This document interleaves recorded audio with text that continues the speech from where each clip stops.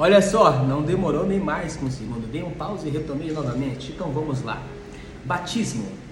Identificando-se com a família de Deus. Lembrando que o título principal do 15º dia fala sobre você foi formado para fazer parte da família de Deus.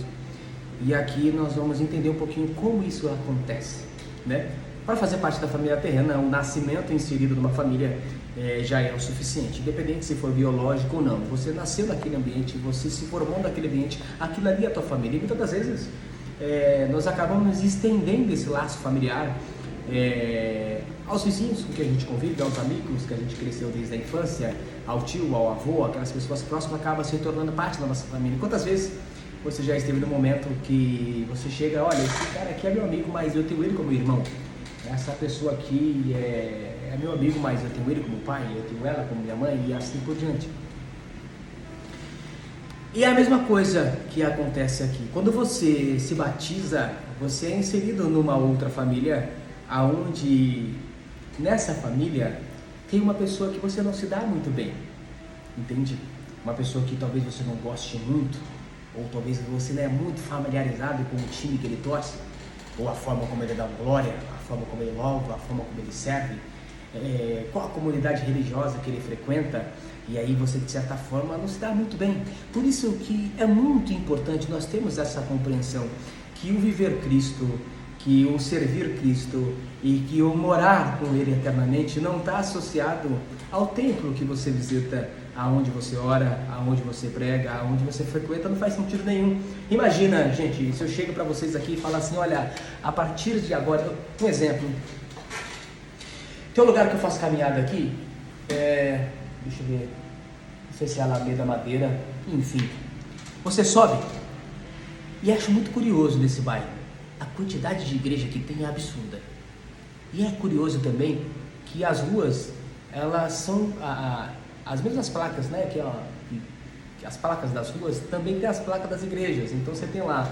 o padrão de uma placa de rua, também é o padrão de uma placa de igreja. Eu subi nessa rua, amigo, eu vi uma placa, eu vi tanta placa, tanto nome de igreja, só na mesma placa tinha umas 5 igrejas, tipo seguindo, olha, nessa direção você tem Igreja dos Santos do Último Dia, você tem a Igreja Universal do Reino de Deus, você tem a igreja...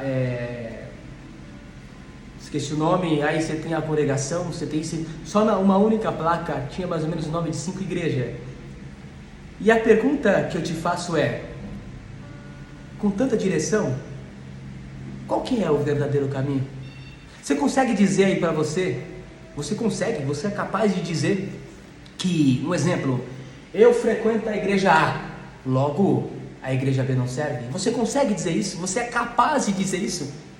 Que a igreja B não serve, que a única que serve é a igreja A, ou que a igreja A e a igreja B, cá entre nós, amigo, é uma doutrina meio assim, parece que não segue muito, arrisca a palavra, então cá entre nós, vamos de igreja C, porque a igreja C é outro nível.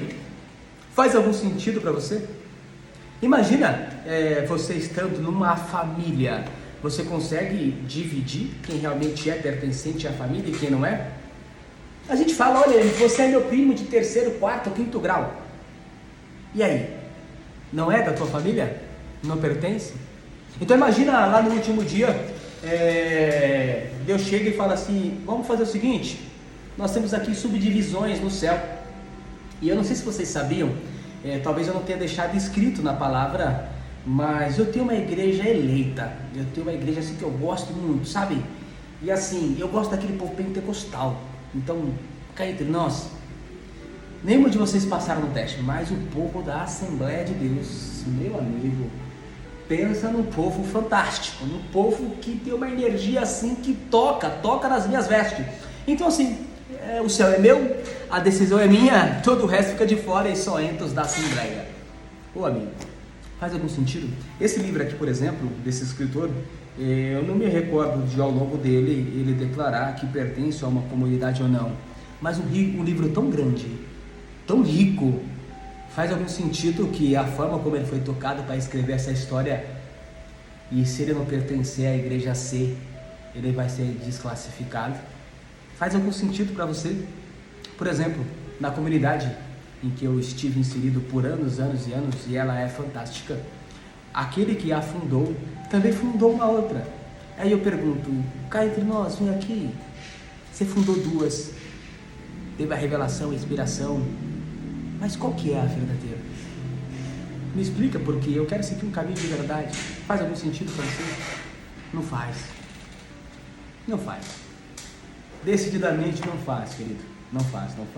Não há nada, não há nenhum argumento que sustente. Ah, mas a igreja que eu frequento, a doutrina dela, ela é pautada no evangelho de não sei de quem, e assim, assado. Amigo, no final das contas, não é sobre o seu comportamento terreno, é sobre o seu caráter. Se você segue ou não o caráter de Cristo, não é sobre a roupa que você veste, a roupa carnal, a roupa externa, é sobre a roupa interna. De que adianta você estar vestido de uma forma que cá entre nós se identifica, olha, ali vai um evangélico, a julgar pela forma como ele está vestido, ela é um evangélico, ou ele é um evangélico. Mas a pergunta é, de que forma está vestido o teu coração? As vestes que o seu coração está vestido, ela é a veste de um cristão? Eu vou saber? Não tenho como. A única pessoa que pode dar resposta é você mesmo. Como você está vestido nesse exato momento? Lembra que Josué, quando ele esteve na Babilônia e quando ele voltou, o acusador veio e quis lançar sobre ele os pecados dele. E naquele momento Deus se aproximou dele e falou assim, Josué, você está com as vestes sujas. E o diabo estava o acusando. Mas Deus ele foi lá e justificou Josué e trocou as vestes dele. Você acha que o que estava sujo, amigo? Você acha que a túnica dele estava suja, a sandália estava lameada de barro? Ou era a veste espiritual? Afinal de contas, ele estava vindo da Babilônia, e Babilônia era um lugar de pecado. Então, logo, pode-se dizer que as vestes da qual ele estava suja estava associado ao comportamento, ao que ele vivenciou ali na região da Babilônia. Então, não era a veste carnal, era a veste espiritual, e essa que é o que realmente importa. E cá entre nós, se você está inserido num ambiente onde é pregada uma doutrina, amigo, siga. Você não tem a obrigação de ficar, mas uma vez que você esteja, seja fiel a ela, né? É importante. Se essa não te atende, se está um pouco fora do que você acredita, não tem problema. Vai para uma outra, vai para um outro lugar, abre a tua igreja, faça qualquer coisa, mas o que realmente importa é a forma como você veste o teu coração. Isso que é o que realmente vai fazer com que você faça parte ou não dessa família, com que você entre ou não no céu. Batismo, identificando-se com a família de Deus. A família saudável tem orgulho de si mesma, e seus membros não se envergonham de serem reconhecidos como parte dela. Infelizmente, conheci muitos cristãos que, ao contrário do que Jesus ordenou, jamais se identificaram publicamente com a sua família espiritual, ou seja, não foram batizados. O batismo não é um ritual facultativo que possa ser postergado. Significa sua inclusão na família de Deus e anuncia publicamente ao mundo: eu não tenho vergonha de ser parte da família de Deus. Você já foi batizado? Jesus ordenou que esse belo ato fosse realizado por toda a família. Ele nos disse, entre aspas, portanto, vão e façam discípulos de todas as nações, batizando-os em nome do Pai, e do Filho e do Espírito Santo. Mateus 28:19. Durante anos esforcei-me para entender por que a grande comissão de Jesus deu ao batismo a mesma importância das grandes missões de evangelismo e edificação. Por que o batismo é tão importante? Então percebi que é por simbolizar o segundo propósito de Deus para a nossa vida, a participação na família eterna de Deus. O batismo é pleno de significado. Ele declara a sua fé, comunica a morte e a ressurreição de Cristo, simboliza a morte para a antiga vida e anuncia sua nova vida em Cristo, além de celebrar sua inclusão na família de Deus. O batismo é a representação física de uma verdade espiritual. Representa o que aconteceu no instante que Deus o trouxe para a sua família. Alguns de nós são judeus. Olha, o batismo, de certa forma, para aquele que quer se fazer parte, ser declarado um cristão, ele se faz necessário, amigo, e não tem conversa. E Deus, ele quer que você faça parte da família dele. E eu vou te dizer o porquê. O batismo, ele é obrigatório, digamos assim, para aquele que quer servir a Deus, quer se tornar membro dessa família. Então, você não precisa ter um ritual para se batizar, você simplesmente vai lá e se batiza, ponto final. Se faz necessário para que você faça parte dessa família. Você, por exemplo, você acabou de nascer, para você, terrenamente falando, Para você fazer parte dessa família, de uma família terrena, você tem que ir lá, registra o nome cartório e tá lá. Sobrenome, pronto. Faz parte da família. E aí, o que eu ia dizer é o seguinte: você percebe o quanto Deus ele quer que nós façamos parte dessa família? Eu lembro que o meu batismo ele foi carregado de muito sentimento, porque nós tínhamos a ideia de que o batismo ele é o único e acabou, não existe um outro. E a partir do momento que você se batiza, você tem que renunciar ao mundo drasticamente. E se por um momento você cair em fraqueza, você perde o lugar de salvação. Você simplesmente está excluído da família.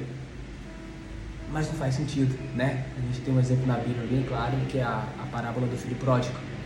Não que nós estejamos fazendo apologia ao pecado ou à fraqueza, dizendo que vai lá, peca, enfraquece e volte que está tudo certo. Amigo, esquece. O que faz com que você se torne pertencente mais uma vez é o perdão dentro do seu coração. Você pode chegar para mim, para o seu pastor, para o teu ancião, para qualquer pessoa e falar assim: olha, eu me sinto perdoado. Ok, tá tudo certo, senta aí, vai tocar, vai pregar, vai orar, vai cantar, vai fazer o que você quiser. Mas quando chegar lá no último dia, quem vai autorizar a tua entrada é aquele que te perdoou ou não te perdoou. Então isso é muito pessoal. Só que, olha que coisa curiosa, e eu tinha esse medo: vou pertencer, vou permanecer, não vou permanecer, esse mundo é cruel, será que eu vou conseguir me manter firme? E aí eu falava ali no meu banco, assim, eu orava e falava assim: Deus, olha, eu quero muito batizar, mas eu tenho medo de permanecer, eu tenho medo de pecar, eu tenho medo de errar na tua presença. Eu vou te pedir um sinal, se realmente tu vai me guardar, se tu realmente vai me manter firme nessa graça, firme nesse compromisso. Faça com que alguém chame o cântico número tal, 207. E aí eu tô lá.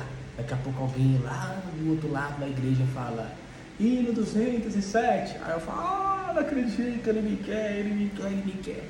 Mas mesmo assim eu tinha medo. A forma como eu fui psicologicamente conduzido fazia com que eu tivesse medo de pertencer, entende? Olha que maluquice, eu tinha medo de pertencer à família. O batismo me condicionava a ser filho, mas eu tinha medo de ser filho.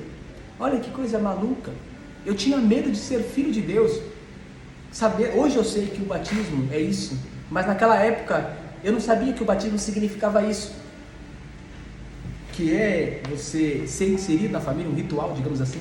Aí eu falei assim: olha, eu realmente quero muito, mas me dá só mais um sinal, faça com que a luz da igreja se apague, aí eu vou saber que é para me batizar.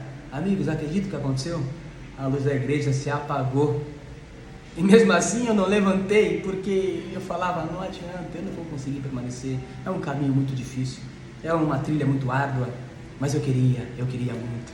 E eu falava assim: olha, cá entre nós, não leve em conta a minha desobediência, mas só mais uma vez, faça com que a luz da igreja se apague só mais uma vez. Sabe o que aconteceu, amigo? A luz da igreja se apagou mais uma vez, e mesmo assim eu não levantei. E se não bastasse, eu falei: olha, eu estou triste comigo mesmo, eu sei que eu preciso, eu sei que eu devo, mas eu não tenho força. Só mais esse sinal, faça com que a luz da igreja se apague só mais essa vez. E mais uma vez a luz da igreja se apagou, acredita? E mesmo assim eu não levantei, porque eu tinha medo de ser filho. E aí o batismo se encerrou e eu fui tomado de uma tristeza muito grande, porque eu estava sendo chamado, mas eu não conseguia me levantar. E aí eu fechei meus olhos e falei assim: olha, eu quero muito, mas eu não consigo. Mas me leva, faça com que eu nem veja eu levantando. Aí quando eu menos esperei, eu já estava ali no meio do corredor, entrando no meio do corredor e indo me batizar. Desci nas águas do Santo Batismo e foi muito bom. E curioso, a forma, isso é muito importante, nós precisamos ter essa compreensão e compartilhar esse conhecimento. Outros colegas, amigos, irmãos que estavam comigo, irmãos carnais, eles condicionaram o batismo dele a mim. E era mais ou menos assim: olha, se for para eu me batizar, eu só vou se o Eliezer for. E aí um falava assim: olha, eu só vou se o Daniel for, que era um irmão meu. E aí o outro falava assim: eu só vou se o fulano for. Resumindo, o meu batismo estava condicionando a salvação ou o pertencimento de mais uns 5. Enfim, nós fomos batizados. O que eu quero dizer com isso? Que não precisava a luz da igreja se apagar, que não precisava alguém tomar um cântico, que não precisava levantar de forma aleatória sem me dar conta do que estava acontecendo. Mas ele quis. Se ele falou: olha, já que você quer isso, então eu faço isso, mas venha, eu quero ter você como meu filho. Eu quero ter você como meu filho. Eu quero que você faça parte dessa família. Eu já tenho um lugar reservado para você aqui na minha glória. E não faz sentido eu preparar um lugar para você e você não vir. Imagina, essas férias o meu sogro preparou um lugar. Ele mudou para Santa Catarina e ele comprou tudo novo na expectativa que nós fôssemos visitar. E ele ficou muito frustrado, ficou muito chateado que nós não fomos. Fechei aqui sem querer. Ele ficou muito frustrado que nós não fomos. E ele fala, poxa vida, eu preparei tudo para vocês aqui, eu comprei cama, eu comprei colchão, eu fiz compra e vocês não vieram. Assim é Deus, entende? O lugar já está preparado. Lembra que quando Jesus Cristo falou assim, olha, esse mesmo que vocês viram, ele foi e ele está indo preparar um lugar para vocês, e um dia vocês vão ver ele voltando em nuvens de glória, entende? O seu lugar já está preparado, entende? Você só precisa aceitar. Você só precisa batizar, simples assim, de uma forma bem tranquila. Durante anos, isso aqui nós já lemos, o batismo é pleno.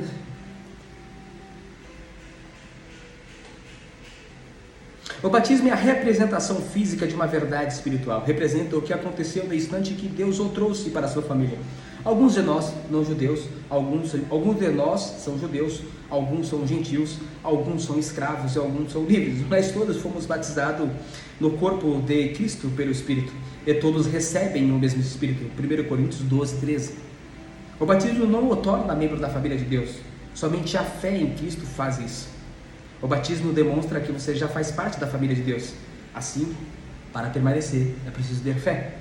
O batismo demonstra que você faz parte da família de Deus, assim como a aliança de casamento é um lembrete visível de um compromisso íntimo, firmado no coração. É um ato de iniciação, não algo que você deve protelar até estar espiritualmente maduro. A única condição bíblica é crer. Atos 2, verso 41, 8, verso 12, e assim vai vários versículos que testificam isso.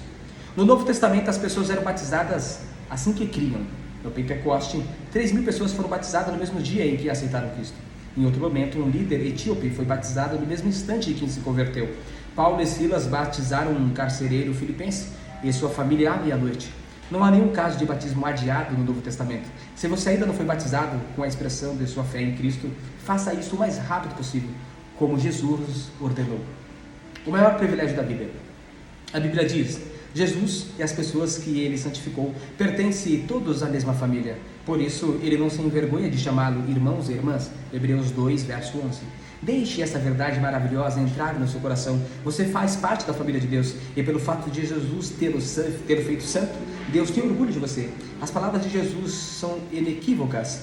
E, entre aspas, estendendo a mão para os discípulos, Jesus disse: aqui está minha mãe e meus irmãos. Pois quem faz a vontade do meu Pai, que está nos céus, este é meu irmão, minha irmã e minha mãe. Entenda, aquele que faz a vontade do Pai que está nos céus é o meu irmão, é minha irmã, é minha mãe.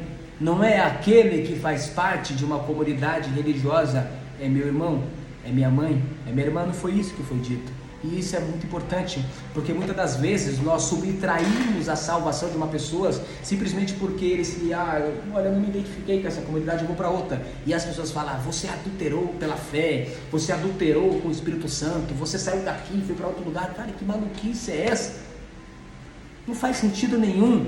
Entende? A partir do momento que essa instituição, ela prega o Filho de Deus, ela prega o Evangelho e ela declara que crê que o Espírito de Deus, que o Senhor Jesus, ele veio ao mundo em corpo de homem, na condição de homem, morreu no madeiro da cruz por amor de nós e foi morto e ressuscitou e voltará. A partir do momento que é declarado na comunidade religiosa que essa é a verdade, que eles acreditam, pronto, acabou. Esse é o princípio. E muitas das vezes a gente subtrai a salvação, a expectativa de salvação de uma pessoa, fazendo com que, uma vez que ela se sinta não pertencente, e ela acabou, para mim foi o fim.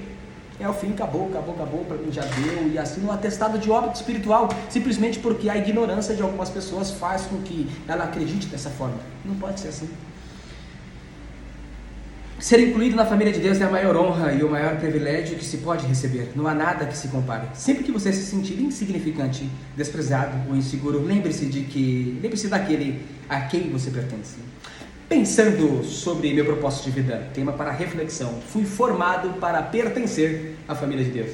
Versículo para memorizar: seu plano imutável sempre foi adotar-nos em sua família, conduzindo-nos a si mesmo por meio de Jesus Cristo. Esse é o plano de Deus.